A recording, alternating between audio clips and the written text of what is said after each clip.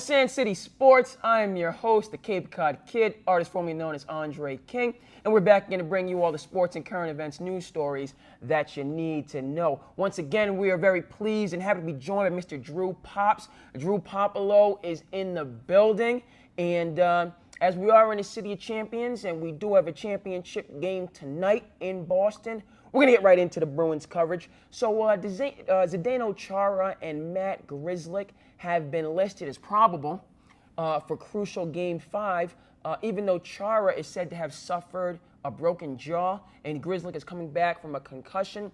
Drew, how do you feel about Game 5 overall, and particularly with these two Warriors possibly being able to suit up? Coming back to Boston, I feel great. That's where you want to, home fan-wise, that's where you want to play. I think that Chara's toughness, he's playing with a broken jaw, is going to, rally that whole team. That's going to be the little edge that they need. They're going to come out with that grit, and they're going to win 5-3. That's what I have to say. Okay, you got it at 5-3. For me, I'm also favoring the Bruins to win this game. Nonetheless, this was a series that was supposed to be one-sided. The Bruins came in overwhelming favorite after the Tampa Bay Lightning went down, and the St. Louis Blues have mucked it up. We have ourselves now, in my view, a back alley brawl. Okay, Yeah. When you look at Zdeno Chara, now again, we're not two hockey people, but I heard he's 6'8". He is very large. I heard he's a big man.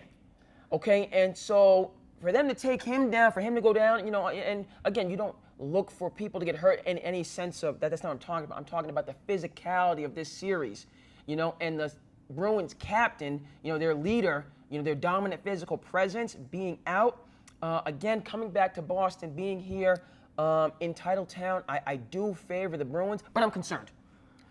I got to say I'm a little bit concerned. And I think this game could be close. I don't necessarily see it being a 2-goal lead. I'm leaning more 3-2, or even a 2-1 type of a battle, based off the fact that a couple of these games have gone to OT. Yeah. A couple of these games, and particularly the Blues, showed me something by winning Game 2 here in Boston. I believe that was in overtime, and really saying that, contrary to what you might have heard, we're not pushovers. This isn't, and in the NHL, in the playoffs, anything can happen, and we're here to stay. So I feel good about the Bruins being back in Boston, but I'm not confident this will be a runaway game. I think this could be, a very physical, battle it out, type of affair.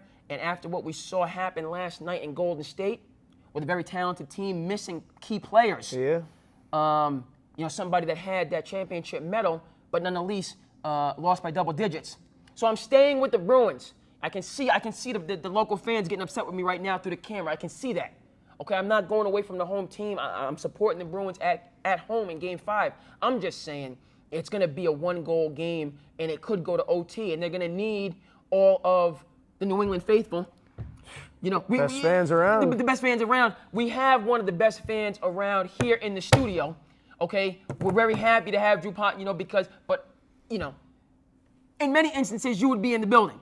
Yeah, I mean, if this is the Celtics. This is the Celtics, I'm there. If this is the Celtics, we would have to get a guest commentator, because you would definitely be there. For sure. And I'm thinking that the team needs all of the super fans that it can muster for this affair. It'll be wild. Yes. It'll be crazy. Yeah, the Garden should be rocking, and I think that again, I'm gonna have to go to my hockey people. I'm not even sure how many people's on the ice.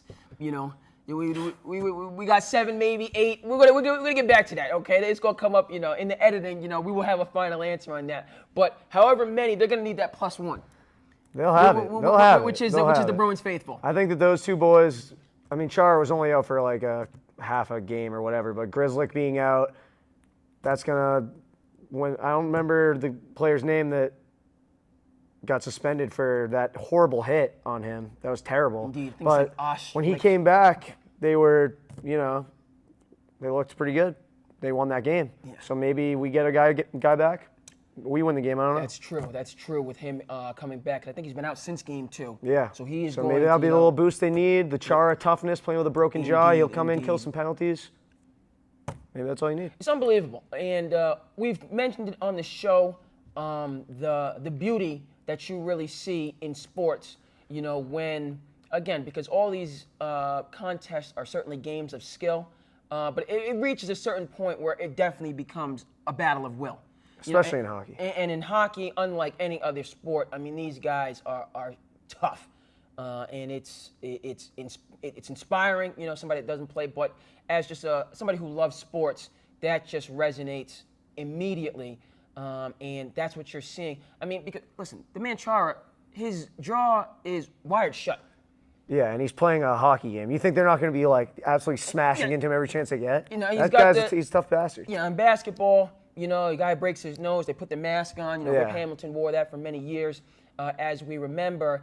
But basketball is a freedom of movement sport. Yeah, they're two completely. There's some similarities, but so different in terms of toughness and grit. It's crazy. Hockey much more mirrors football in being a collision sport. Yeah, for sure. Okay, there's no pads in basketball. Yes, exactly. And so Chara coming back with a jaw that's wired shut. You talk to.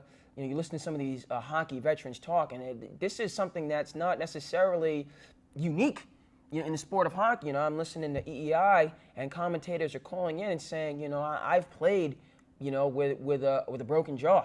They wire it so my mouth is not completely closed. I have a little bit of space. Because again, if it's wired shut, then you have to breathe exclusively through. So you got to have your mouth open a little bit, but it's still a broken jaw. It affects your breathing, which obviously is going to affect your stamina. It's not a young man either. Yes. And for him to say, this is a Stanley Cup, I'm the captain, and I'm going to do everything that I can, to be out there for this very crucial must-win game. Because again, Game 5, winner of that, is only one win away. Pivotal game. And if the Bruins at home, you don't want to necessarily go on the road down 3-2. Now you're really putting yourself, if not completely behind the 8 ball, a good amount behind the 8 ball. So I think it's huge. Chara recognizes that, and so he's doing everything possible to be out there tonight.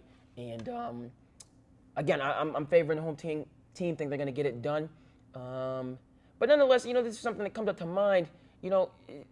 Would there be any wisdom in if Chara cannot guarantee he'd be 100%? Because again, this is just one game removed. Would there be wisdom in him deciding to sit out Game 5 so that he could definitely play in a Game 6 situation? I think that if you have a broken jaw, it's not going to heal in time for. Indeed. It's going to be broken for the remainder of the for the duration. Whatever. So he's saying, if I'm not going to play this game, why would I play the next game or the next game? That's an outstanding point. He's hopping in there. He probably won't play that much, but he'll come in penalty kill, whatever. Yes. He'll do his job. Just be that gritty, gigantic. He's the captain. Yes. Great point. Jaw's not healing. Any fat, it's going to be broken for a time. So, 2-3 days doesn't make, whatever he can give. Agreed. So we both have the Bruins winning. Next quick point on this. Do you see the series going 7? I think that they win tonight, and then they're, just like you said, the team that wins tonight is only one away. I think they go into St. Louis, and they take it there, just like the Red Sox did in L.A. Yeah. They're going to put them up against the wall, and they're going to get it done. Bruins in 6. Bruins in 6. Okay, for me, I like that. I'm going to take, the opposite approach. I think the series is going to go 7. I still have the Bruins in 7. I like that confidence. We're going to get to this, but Mr. Draymond Green was quite confident last night after the Golden State Warriors went down. When is he not? When is he not confident? But his opinion is, even though they're down 2-1, he sees the Warriors in 6. So for he says the Warriors are going to win 6 straight games. I don't know. First of all, I don't have that confidence, that Draymond confidence in a lot of things, and particularly in that NBA Finals series. Point of fact there. But also, in terms of the Stanley Cup championship, the Blues have shown me something just in terms of recognizing that, they're not going away. They're battle-tested. And so I think the Bruins will win this series, but I think it's going 7. I think I got the Bruins tonight. I think St. Louis goes back home. The desperation kicks in. and they squeaked that one out, but I think coming back to Boston in Game 7, in the 15th round of a championship bout, Yeah. you got an Ali Frazier type of an affair, Only time I will don't think tell. Ali Holmes certainly didn't go 15, but and Ali Foreman might have gone 14 or 15, but it's going to 15. You get what I'm saying with this, and I'm picking the Bruins to get the job done in 7. Now, moving over to the Boston Celtics, Mr. Danny Ainge had a postseason interview.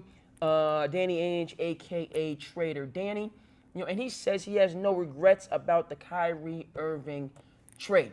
To quote, he says, "There's always risk in making deals, and we're not afraid of risk. We made a risk by trading for Kyrie, and no matter what happens with Kyrie, I'll never regret that. You just move on to the next deal." How do you feel about those sentiments from the Celtics general manager? Absolutely 100% agree. Oh, yeah. You got a superstar caliber player for a bunch of bench players and prospects you got Kyrie Irving for Isaiah Thomas, who probably will never play a meaningful game again. Love Isaiah Thomas, but True. he looks like he's pretty damaged goods, and Danny Ainge knew that when he was trading him, which was genius. Danny Ainge alone knew that. Yeah, I don't know. Who knows what they know, but he knew. They give up Crowder, who, I like Crowder, but he's not anything special. And they gave up, he's replaceable. And they gave up, a pick that is kind of valuable, whatever. And what's his name? The big, tall center that we had who's not. Zaric or something like that. Yeah, Zizic. Ante Zizic. Yeah. He could be all right, but all of that was, maybe it didn't work out with Kyrie, but you got a bona fide baller for literally a pile of peanuts. Nothing that in that trade was more than like a C+. And you got an A+ player. It didn't work out. We don't even know if he's going to be back or not. Maybe it will work out. But regardless, just getting him for those players, absolutely one of the best deals in the last 10 years, I think. Agreed. And you're not in the conversation, unless you're in the conversation. The Celtics would have not been a championship contender, in some analysis, a championship favorite going into this year. And the last 2 years, really, had they not had the terrible injury in Game 1 of the 2018 season without Kyrie Irving. So that deal, even though right now, there's a lot of saltiness, in Beantown and New England in general because of how this season ended. And again, I'm one of Kyrie Irving's foremost detractors just based on, his attitude and his leadership this year. Nonetheless, in terms of, what he can do as a ball player, #1 overall pick, and he's proved that every day since he's been in the league. He's, a motivated Kyrie Irving could be a top 10 player in this league, no question.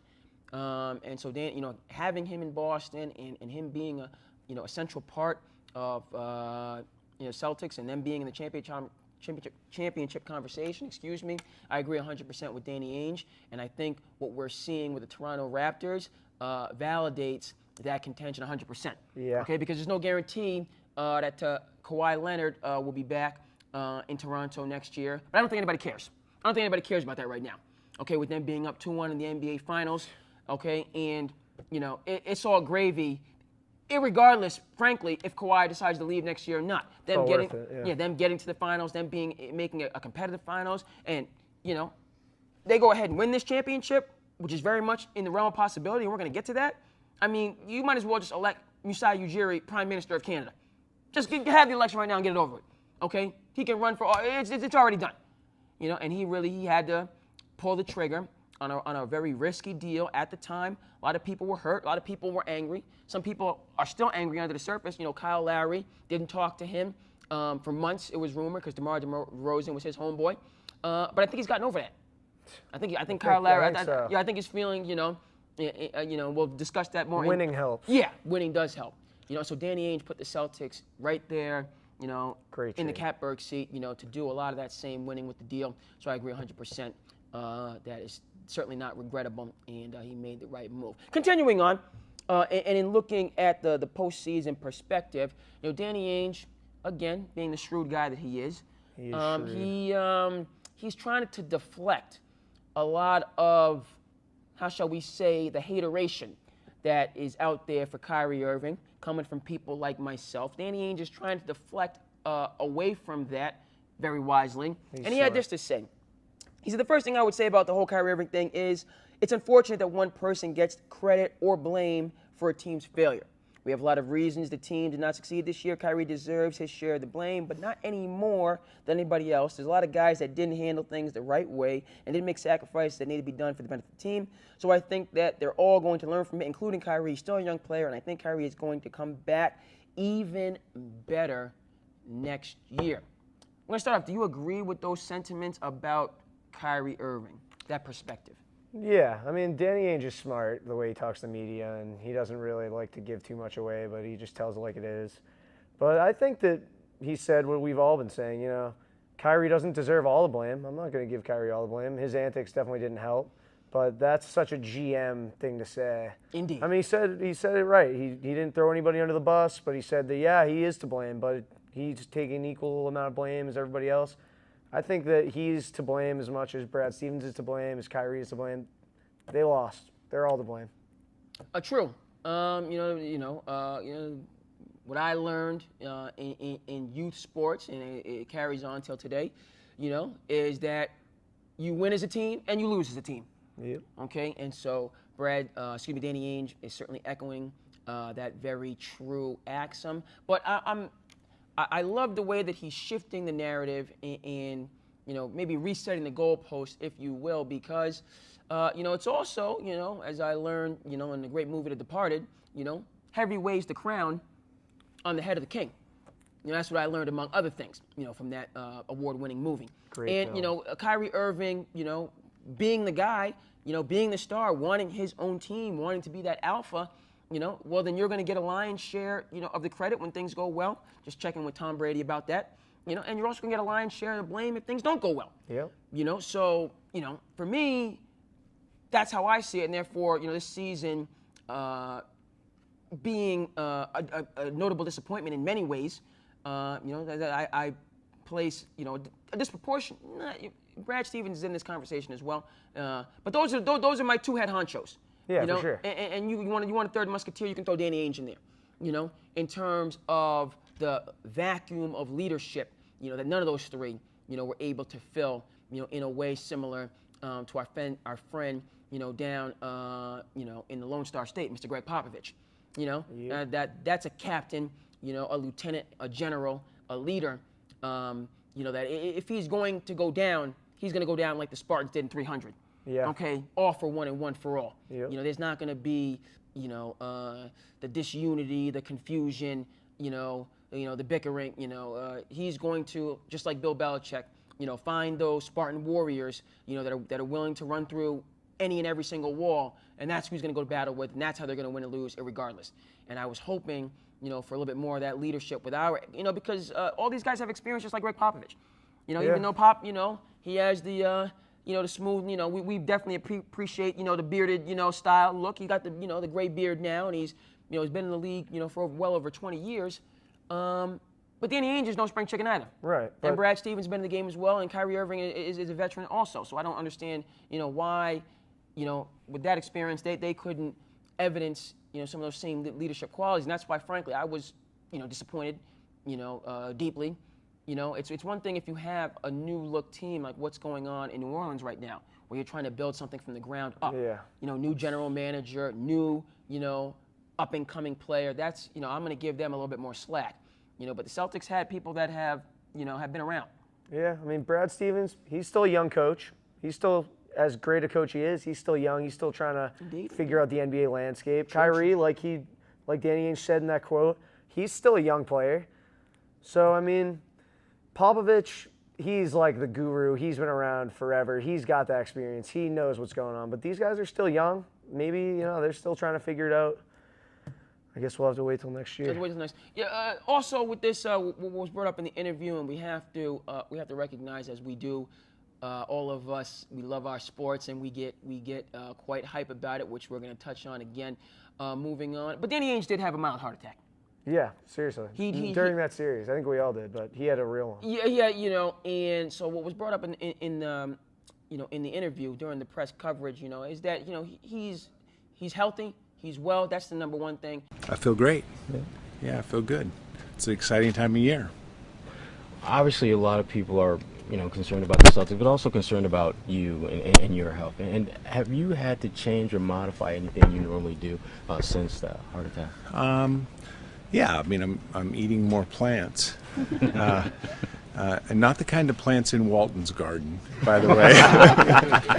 But eating more plants nonetheless. But I think, I have a great bench here too. Like, we have a great staff, and Mike and Austin and Dave, and right on down the list, Remy and Jake, and everybody that's, they're very capable of filling in when I needed to step away there for a little while, but haven't had to miss much work. Have they, do you have to have a lifestyle change? No. I just need to eat better and exercise more and get skinnier, all those things. And it just kind of puts in perspective. We get hype, we get animated, we get fired up. But at the end of the day, sports is not the number one thing overall. That's true. It's not, and you can see, for as much, talk and agitation and aggravation and all the stuff that goes into it, it's not really that important. And point of fact, my point is that Danny was experiencing a lot of this more than he let on. This, as much as it affected us, the fans, and we didn't hear a lot from Danny during the regular season, and that was one of my main problems. Is where is him? Are you being out front in a lot of these issues that are going on? He was mostly behind the scenes. I don't know. Yeah, that's true. Mostly behind the scenes during this year, but when somebody has to take a step away like that, same thing was true with Tyronn Lue during that last run in Cleveland. Yep. He had to leave the team. Yep. And so you get a glimpse, into how much this weighs on people, and it really, Urban Meyer's another example, having to. So we're happy that Danny is back. He's healthy, and he's looking forward positively. That is the most important thing. Staying with Kyrie, many reports have the Brooklyn Nets as the favorite to land Kyrie Irving. And Drew, we were just talking, interestingly enough, quite a coincidence, the Nets made a move today and cleared up $46 million in cap space for next year. What are your thoughts on that? So they made this trade today. It was Alan Crabb, who's he's whatever. He's all right. Good player, good role player. He's a good role player. He's nothing special. And the 17th pick this year and a protected 2020 pick next year over to Atlanta. They get Taurean Prince and they get a second-round pick in 2021. But I like Taurean Prince. He's a good young prospect, whatever. But the biggest part about that is that it clears up. Now they have $46 million in cap space, which is crazy. I don't think that trade changes that much. It definitely makes it seem like they're going after him, but it doesn't mean that they're going to get him. If they're the favorite, we'll see. I think the only person that really knows where Kyrie's going is Kyrie. True. Stephen A. Smith is saying he's probably going to Brooklyn, which means that he's probably not going to Brooklyn because everything Stephen A. Smith says is bonkers. I love Stephen A. Smith, but he's wrong about a lot of things he says. I don't know if he shoots 500, but he might be less. He's close. But I don't know. It's going to be. I think that he's the only one who truly knows what he's going to do. He's so crazy in he sent out that weird cryptic Instagram message that made no sense. I don't know. We're going to see. It's going to be exciting for sure. Yeah, many of the reports out of Kyrie's circle is very small, and might only really include two people, him and his dad. Yeah. And so I agree with you that another interesting storyline I heard on this is that this is the Celtics owner actually put out there, is that a lot of these leaks, and breaking storylines are just agents putting out disinformation to improve their clients' leverage. Yeah, and it's all clickbait. It's True. all clickbait. True. So those two things combined, he's serious or he's leaning towards. I don't know any of it. Last week it was the Lakers. It's a new thing every week. It's just like this happens every single year. Everyone speculates there's a new story about where they're going to go this day, the next day. You just got to wait to see how it all plays out. Agree, and so I think those two things are definitely in the mix. But what comes out to me with this storyline, because I don't think the Brooklyn Nets were a favorite to land anybody during the regular season, and we have to give a shout out to that outstanding organization with Sean Marks as the general manager, their coach. Atkinson had a great season. I like Brooklyn. Here on the Cape, we have to give a shout out also to Mr. Sean Fine, a Barnstable graduate, class of '96, played at Georgia Tech, then went over to have a great career in France. He also works in the Nets with the Nets player development. Okay, so shout out to Sean Fine, and shout out to a great organization that's doing it the right way and building, again, like we said, from the ground up. And the fact of the matter, what sticks out to me with this narrative is, I thought the New York Knicks were the big dogs in the tri-state area. That's what I thought. I thought the Knicks were the big dogs. That's what all Knicks fans say, but there hasn't been nothing in the last decade. I thought if you're gonna go to the tri-state, I thought if you're gonna go to the Empire State, to play sports, you want to go to play for the Knicks. Like if you want to play baseball, in the Big Apple, I thought you want to play for the Yankees. Times are changing. Even though I'm a lifelong Mets fan, okay. Shout out to my man Drew Gooden, Darryl Strawberry. That's my childhood right there. A big shout out to them. But at the same time, I'm interested now that the Knicks, this major market, New York City, even though they haven't won a NBA championship in well over 30 years, well over 40 years. They're not sniffing. It's coming up on 50 years. That 73 championship. Have to give a quick shout out to Mr. Angel Robinson, who's helping us produce the show. Also want to give a shout out to Amar. We appreciate them very much. But Angel and I, we always talk. He's a native New Yorker. He's from Soundview in the Bronx. Okay, and the New Yorkers, led by Mr. Spike Lee, they haven't sniffed the championship. Okay, in well over 40 years. Okay, point of fact is, what we're seeing in the NBA is players are not impressed with these big market teams. Madison Square Garden. They're impressed by organizations. Yeah, I agree. And the Brooklyn Nets are saying, even though, we just made the move from Jersey a couple years back and we don't have the history and tradition, our organization is functional, okay? And that's what players respect, okay? That's why in these free agent conversations that are going on right now, the Lakers are losing serious ground, even though they're the Lakers. Yeah. The Anthony Davises of the world, the Kevin Durant's of the world, the Kawhi Leonard's of the world, Clay Davis. Shout out to Clay Davis in the Wire. Yeah, I get going. Clay Thompson, we hope he's back for Game 4. I thought he was going to be at every Game 3. We're going to get to that. They're not impressed, okay? So that's something for me. Yeah, I agree. It seems like the NBA landscape is definitely changing a little bit. You got, Toronto's in the finals. They're not that big a market team. Toronto, And then also Milwaukee. Milwaukee being, the top team in the East all year, they're a minuscule market. Exactly. But you have Giannis saying, I want to stay here forever. He doesn't care about the market size, this and that. Times are changing and people don't really care. Players don't care that much about market size, this and that. There's so many ways to make money in this day and age that they'll make money here, there, wherever. They want to win. The more you win, the more money you're going to make. Indeed. So that, I like to see that, and the Nets, moving up. It's really the NBA, and it's a meritocracy, and I think a lot of times, the great point that was made, Mr. Kendrick Perkins, doing his commentary, on many of the great shows on ESPN and Fox. He said, listen, one of the biggest problems, with NBA teams, a lot of times people, they want to hire their friends. Yeah, that's true. You want to hire the people that you know. My homies, and instead of hiring the best person for the job. Yeah. And the teams that are hiring the best people are the teams that are getting the results. And so that's great to see. And so we're gonna keep it moving to the next point.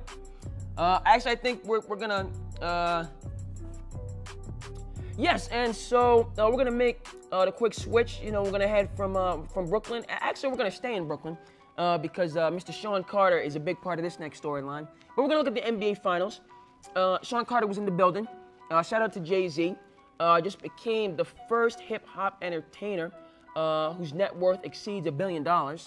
Okay? And so there's been a number of things said about that. But on this show, we want to make it clear that we're very proud, okay, of that landmark achievement. And there's been some things on both sides of the aisle, but we're very proud of Jay-Z. He was in the building for Game 3 of the NBA Finals, and we had a little bit of a shocker as the Toronto Raptors defeated the Golden State Warriors 123-109 to take a 2-1 lead in the series. Drew Pops, what are your thoughts? It's pretty wild. Have the Raptors not lost an away game all playoffs? Is that a true stat? Actually, they went down 0-2 against Milwaukee on the road, and then won 4 straight. So they've been back. So they haven't lost any in the NBA Finals. In the NBA Finals, so no. That's good. Yes. I think that I hate to say that I agree with Draymond Green, but I have Warriors in 6. Okay. But, 4 straight. But I don't know. I mean, it could go either way. I think that this is what the NBA needed. This has been a great series. Everyone wants the Warriors to lose. Yep. I want the Warriors to lose because I'm sick of seeing them win. Okay. But the Raptors are doing something that's pretty crazy. I think they threw all their cards on the table last night knowing that Clay and KD were out. Indeed. They played all their players. They only had 7 players score in the whole game, which is pretty wild. All right. And they played a majority of those 7 players that scored for large minutes. I think Lowry played 43. Yep. They were all playing high minutes. I think they knew, all right, if we're going to take a game, especially in Golden State, this is the one. You want to get it. They put all their boys out there. Very little breaks for them, very little rest. So I think that Golden State definitely comes out and wins the next one just based off of they can't drop 2 at home. Okay, Drew, just quickly, Kevin Durant is out for Game 4. But Clay is supposed to play. He will not be suiting up, just let. Yep. Okay. I'm taking the Warriors, Clay being back, and Kevon Looney being back. I think will Possibly be coming back. Possibly. Yep. I think that'll be enough to get them a win at home. But I mean, the Raptors clearly can get it done on the road in Oracle, so I wouldn't be surprised. But I don't know. I think when you start to count the Warriors out is when they start to just rub it right back in your face, you know. Okay, so I hear you. For me, this reminds me of a great 30 for 30. Mostly they're all great. Let's just put that out there. Outstanding series. Yeah. But this reminds me of 30 for 30, Larry and Muhammad. Larry and Muhammad, and it looks at the Ali-Larry Holmes fight very late in Ali's career that turned out to be a decidedly one-sided affair. Holmes destroyed Ali, and the narrative in retrospect was Ali should have never been in the ring to start with. Shouldn't have taken that fight. Okay, Holmes was the younger man. He's at the pinnacle of it, and Ali was well over the hill. Now, I feel the same way about this Golden State series. I'm leaning towards Toronto in Game 4. I'm glad Draymond is confident. Draymond has a lot of Ali-like tendencies, and the confidence and the braggadocio, and that's all good and well. But I don't. His team, his unit, this dynasty is on crutches, 2 sets of crutches, and I'm not. And people just. The Toronto Raptors are for real. So before we even get into the Toronto Raptors, let's just talk about Golden State Warriors. DeMarcus Cousins did not have a good Game 3.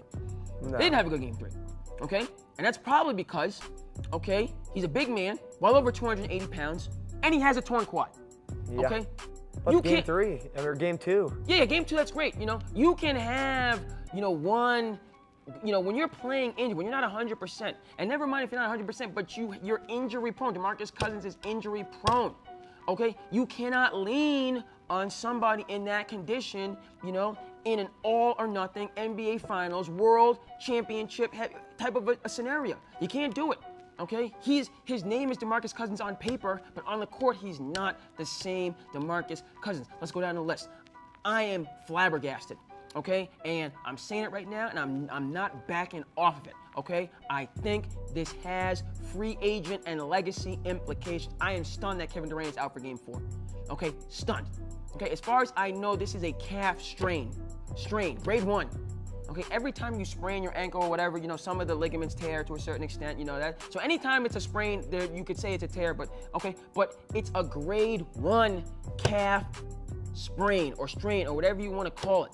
Okay, and for him to be out this long, for somebody who is not injury prone in his career, for somebody who loves basketball, I'm saying it and I'm not backing down. Okay, this has to do with Kevin Durant's legacy. Okay, this has to do with everyone saying that, he jumped onto a championship team, because if you can't beat him, join him, which is absolute nonsense, and we'll get to that a little bit later on. Okay, that's not why Kevin Durant went to the Warriors. Kevin Durant went to the Warriors because of the culture. Okay, not the championships. Culture. You notice that he's in the hallway every time the team comes out, patting them on the back, congratulating them. That we over me attitude. Borrowed that from the Rise Above, one of the AAU programs. Appreciate them. Okay. Also, shout out to the Cape Cod Warriors, all the AAU programs doing their thing. Okay. But it's we over me. You have Andre Iguodala in the press conference talking about, I'm holding on, I'm playing hurt. Why are you doing that, Andre? It's a pretty cool name, by the way. Not a bad name. Yeah, why are you doing that? Okay. He's doing that because Steph Curry's a good dude. He said, I want to protect Steph's legacy. That's at the height, of why, I'm battling through, okay? It's the culture in Golden State that, yes, Steph Curry created it, but that's what Kevin Durant, and by the way, Boogie Cousins, and by the way, a lot of other people want to be a part of.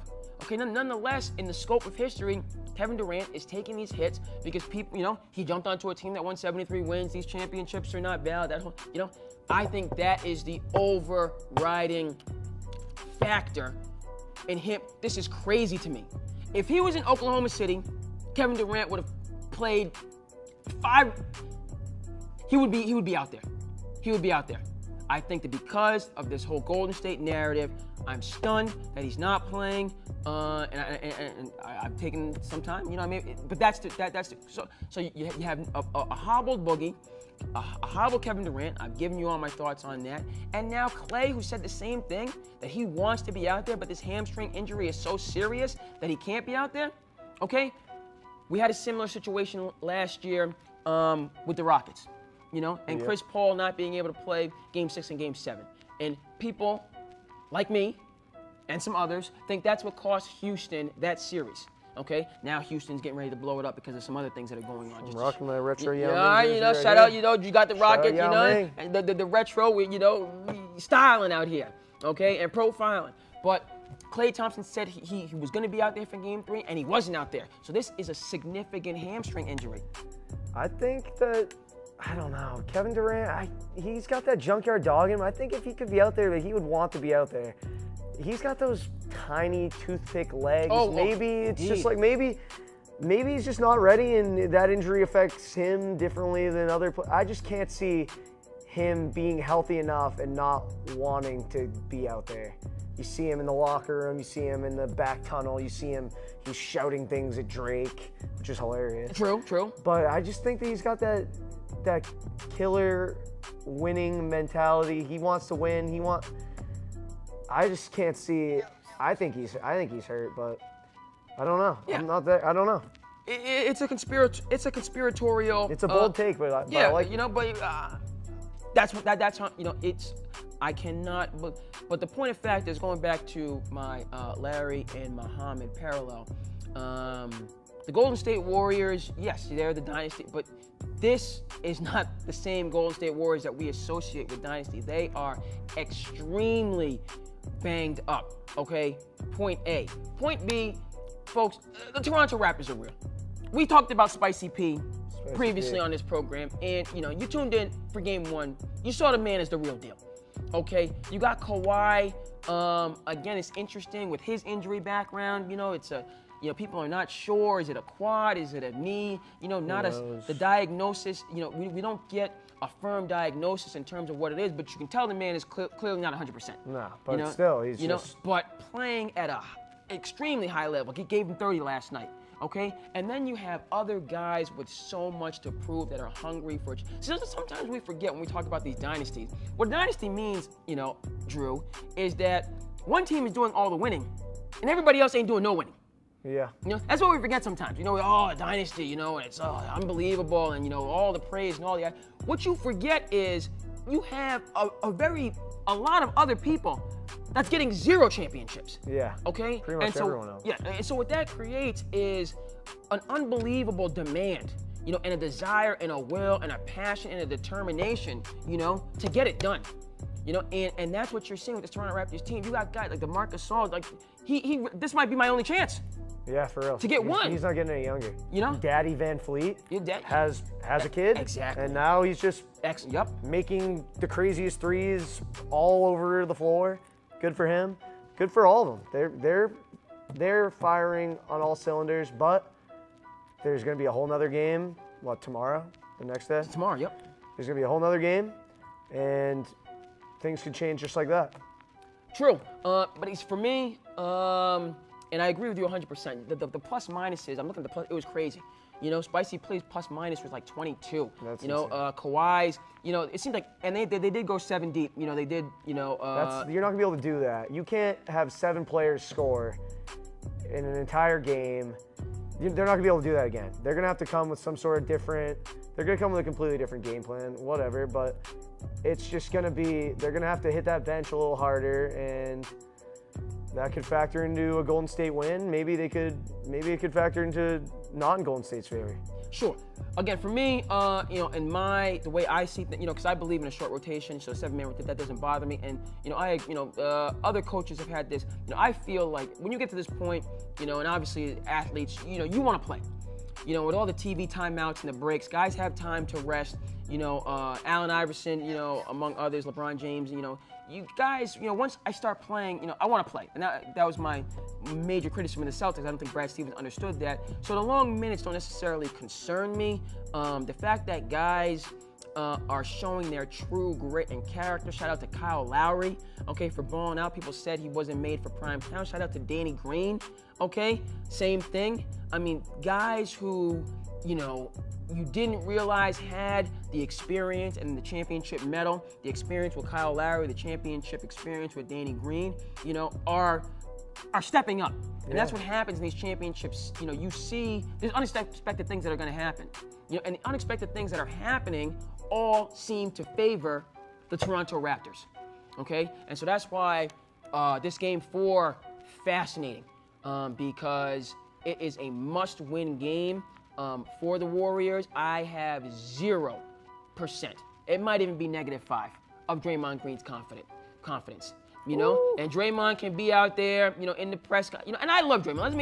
Draymond, you know, his swagger, you know, you need somebody like that, you know, in terms of what a guy like Dennis Rodman did for those bad boy Piston teams, what a guy like Dennis Rodman did for those Chicago Bulls teams. You need that guy that's gonna muck it up, that's an all-everything player, and Draymond Green is that player, okay? But let's be clear, Draymond Green is Tito Jackson on the Golden State Warriors, okay? He's not Michael, okay? He's not the guy. Okay, no. You know, and you know, he's not even Janet. Okay, Draymond Green on this team, you know, you're good, but okay, this team goes as Steph, okay, as KD, as Clay, okay, and 2 of those 3 are either injured or out. Okay, so I'm taking Toronto in Game 4 and creating, but this is what the people want, and this is what the NBA wants, by the way. Okay, shout out to Adam Silver and his many innovations. Adam Silver with his anti-tanking rules, you know, in terms of the last 3 teams getting the same chance at the lottery. We saw that play out this year with New Orleans getting the #1 pick and Memphis getting the #2 pick. And the Knicks get screwed. And the Knicks and the Lakers, okay, getting, you know, and so, you know, we want to see that wealth spread. And it would be, the NBA would be thrilled. I'm telling you, thrilled.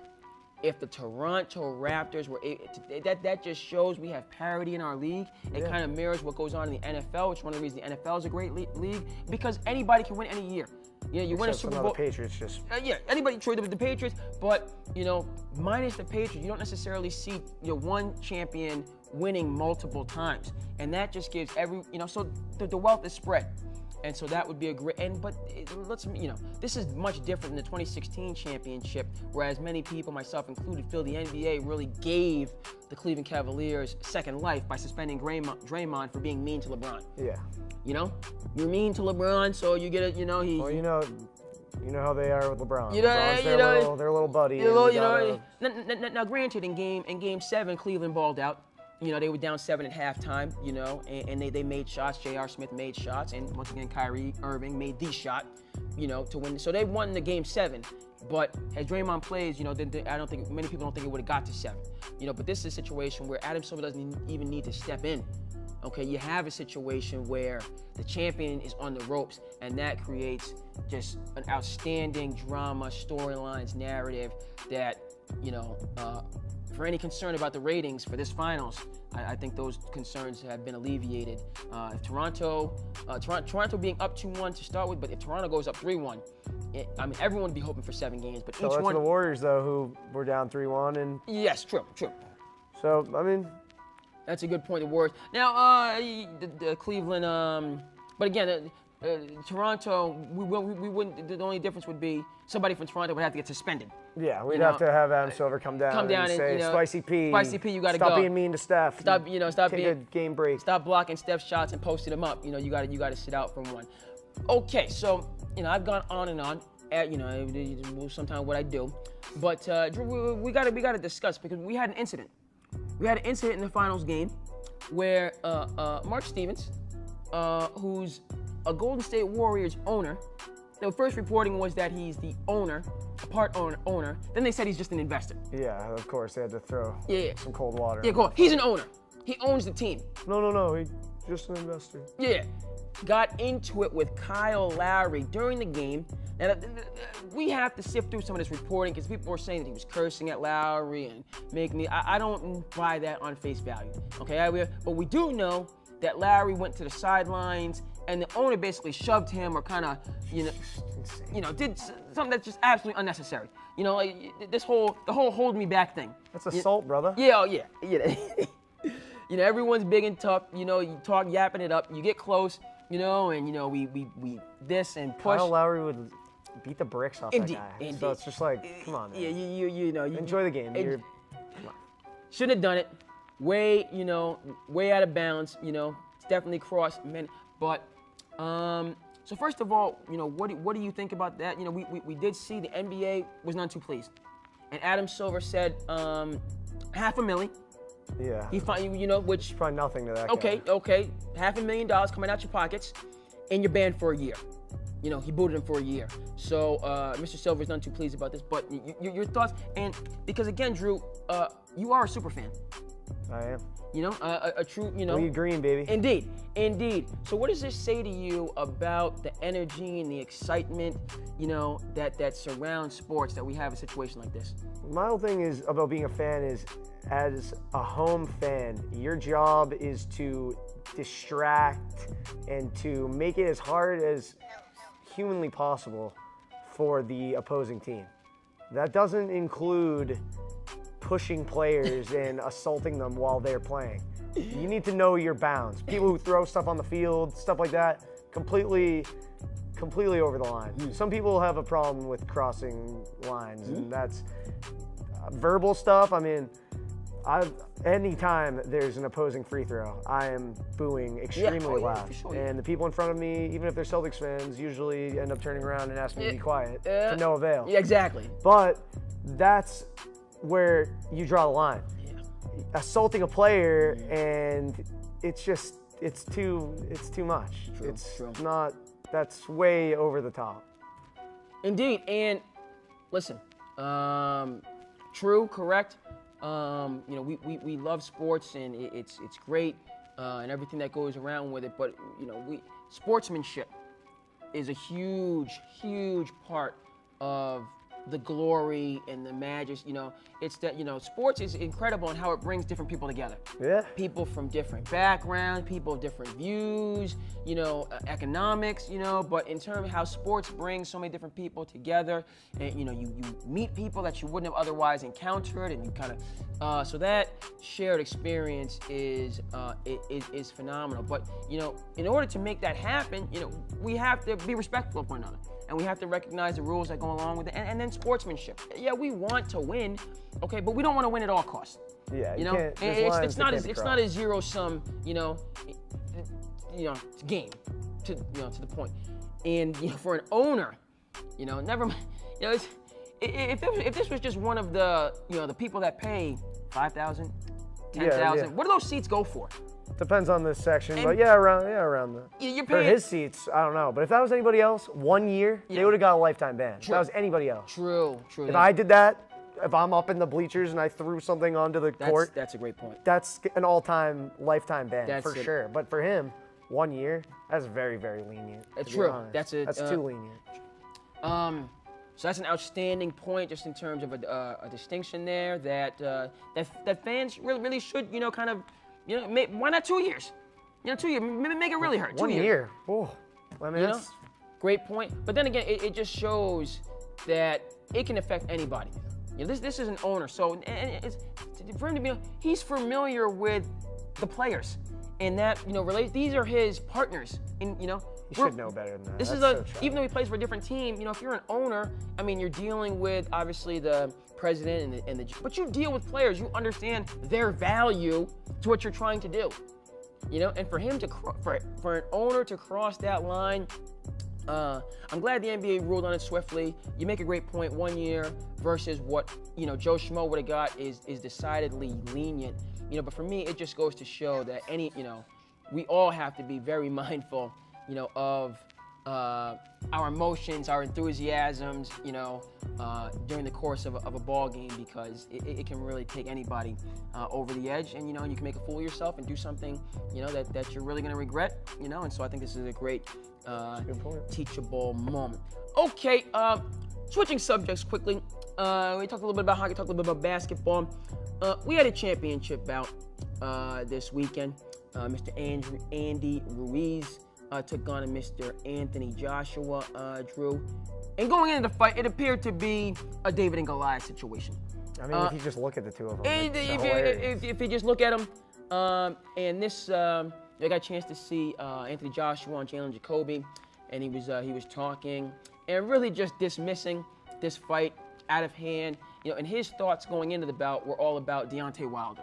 Yeah. And that was where really everyone's eyes were going. This is just a formality, and the real fight that the people wanted to see was Wilder and Joshua.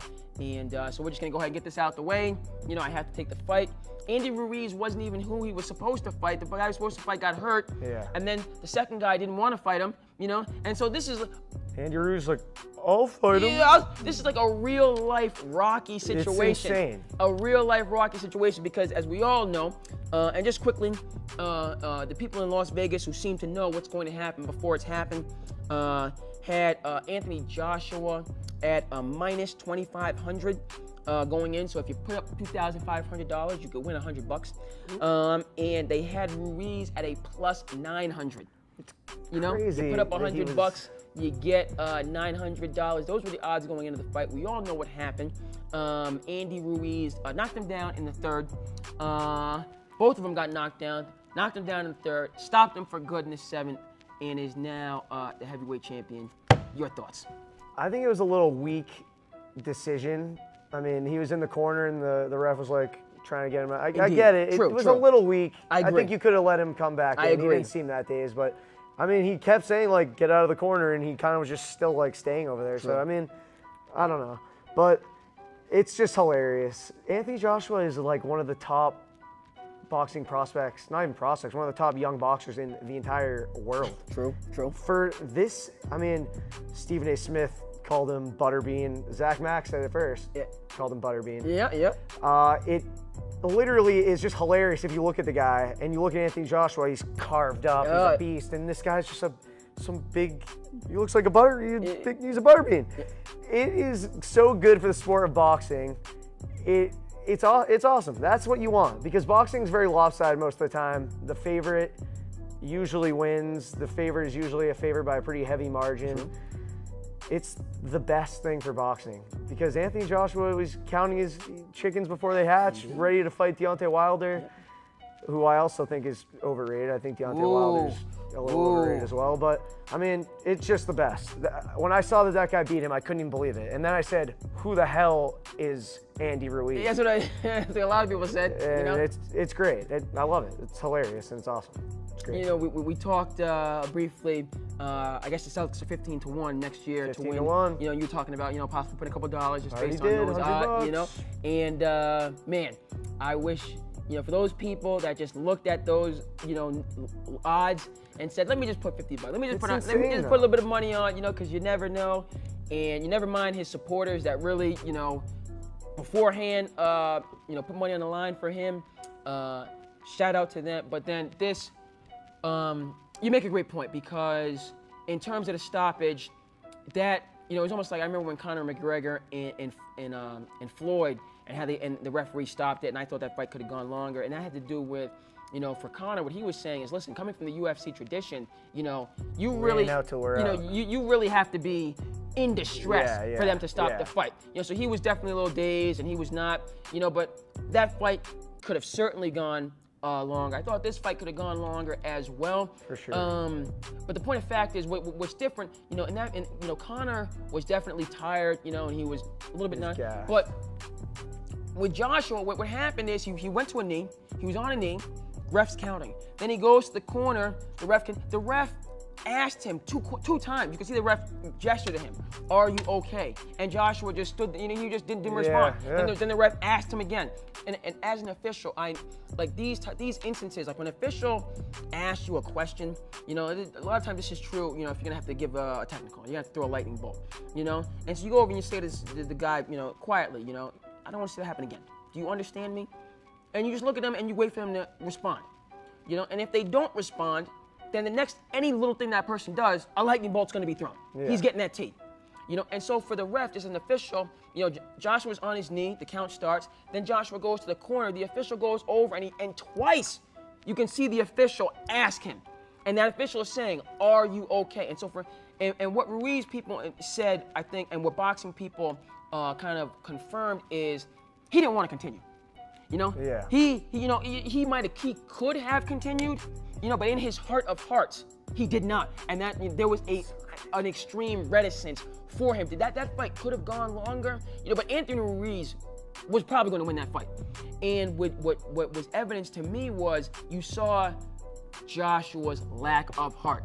Yeah, you're looking at him, he's this chiseled Greek god, he just it's just, and Anthony Ruiz, he looks like, a former football player that's getting ready to retire from the utility company. He just looks like, I don't know what he looks like, but he doesn't look like someone who is going to take down. Anthony Joshua is like a top 3 boxer in the world right now. It's mind-boggling. But the fact that Ruiz was only plus 900 is, I would have thought he'd be a bigger dog. Maybe, dare I say, maybe it was rigged. I don't know. I don't know. But it is very bizarre, and if it really, sometimes with, like in the Triple G Canelo fight, yes. It goes to decision, and you have the 2 scorecards that are almost the same, and then you have that random woman who it's completely skewed. Sometimes in the boxing world of all the sports, there's a little rigging going on. I'm sorry to say it, but it's true. Very true. And I don't want to say that that's what happened this fight. I'm just casting a small doubt that maybe, but no doubt in my mind the Triple G one was rigged. Yes, Triple G, particularly the first fight. The first fight. That was got robbed. a miscarriage of justice. It was a disgrace. Disgrace. Triple G clearly won that bout. I've heard, haven't watched the second fight all the way through. People said that fight was much closer, even though it could have gone either way. The decision went to Canelo. But the first fight was absolute highway robbery. Horrible. Triple G clearly won that bout. To that point, again, you always have these interesting, kind of scenarios happening with boxing where a decision will go in one fighter's favor that will make the rematch, which is going to happen, that much more appealing. So I think that's definitely a storyline. But again, from an officiating standpoint, and what I saw happen, that official at least two times, asked Joshua, to whatever the protocol is in boxing. He gave him 2 opportunities to give an affirmative response for the fight to continue. And Anthony Joshua, and this is, against him, he did not, whatever he was supposed to do that all boxers know you have to do, he didn't do it. No. He just stood in the corner and was just staring out into the distance. Yeah.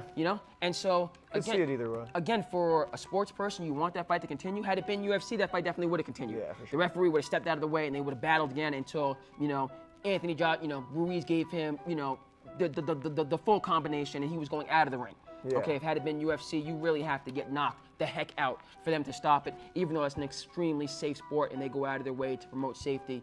And they do a great job. I want to make that clear. But they let it go, to that point, and then they step in at that last moment. Whereas in boxing, sometimes, but he did not, Joshua did not show that he wanted to continue. He made a situation where the ref had to make the decision versus him saying, I want to continue. Yeah, he put it on the ref, and the ref said, you're not following the protocol. I'm stopping the fight. Yeah.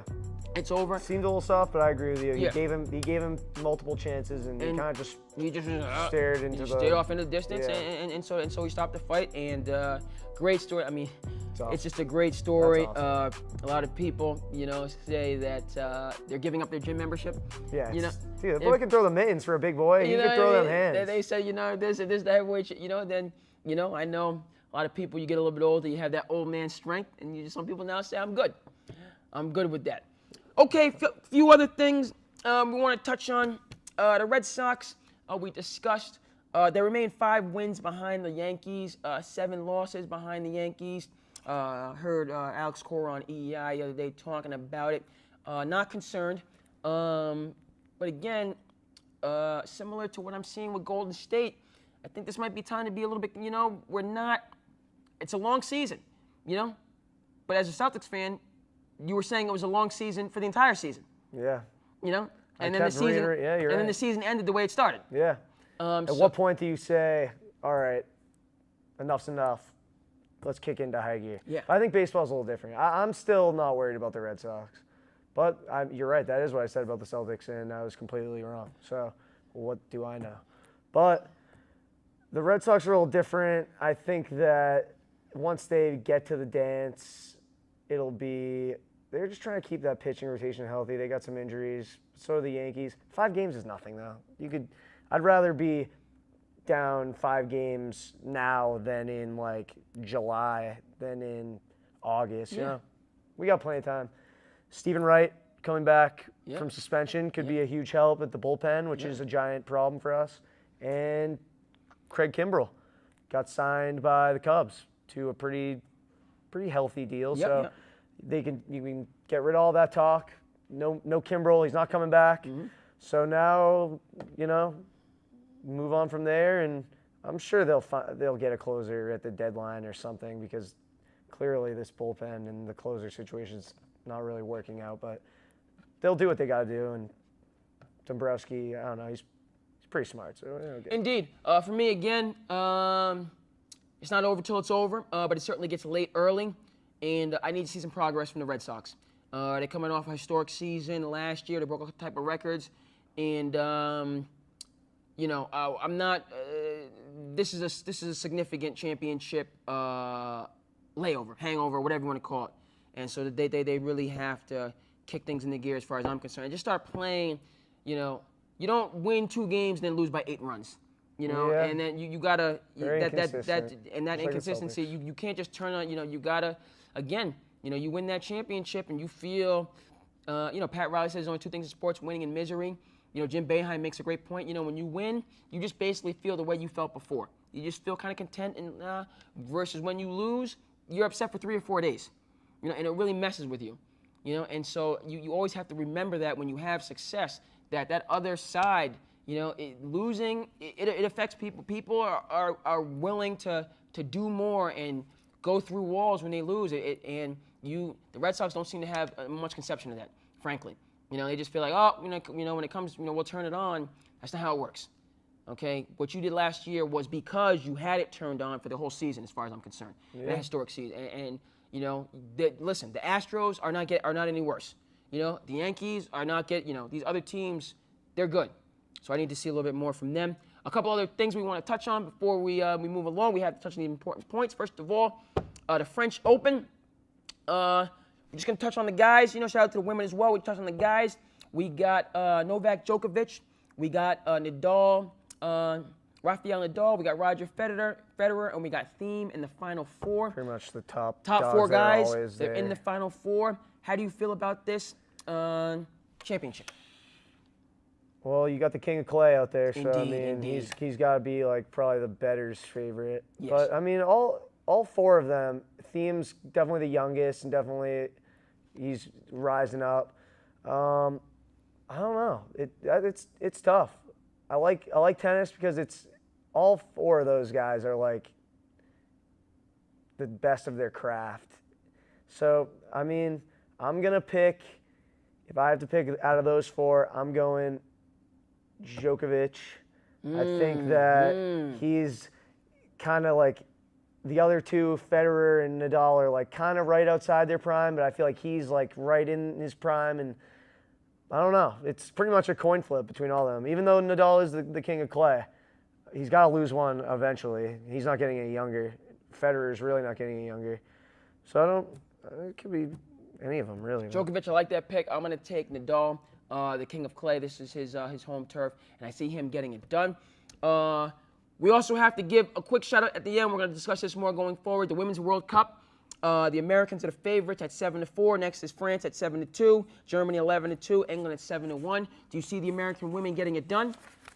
Yeah, I think so. I mean, I'm clearly biased. I'm American, but also they're always just in the mix in women's soccer, unlike the men. I'm taking the Americans as well. I see the good people in the studio. Folks, that's going to do it. Go ahead and comment, like, and subscribe as you feel the need. I am your host, the Cape Cod Kid, artist formerly known as Andre King. We're very, very happy to have Drew Pops continually here in the building. We appreciate it.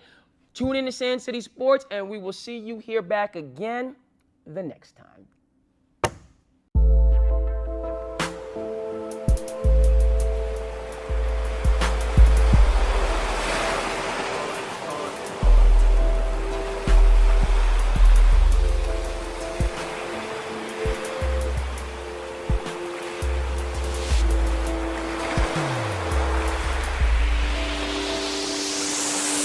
Yes, a piece of souls do sedate ourselves. Just a number of us pain we feel. Yes, at times we do hate ourselves, but each day we try to retake ourselves. So yes, a piece of souls do sedate ourselves. Just a number of us pain we feel. Yes, at times we do hate ourselves, but each day we try to embrace ourselves. Yeah.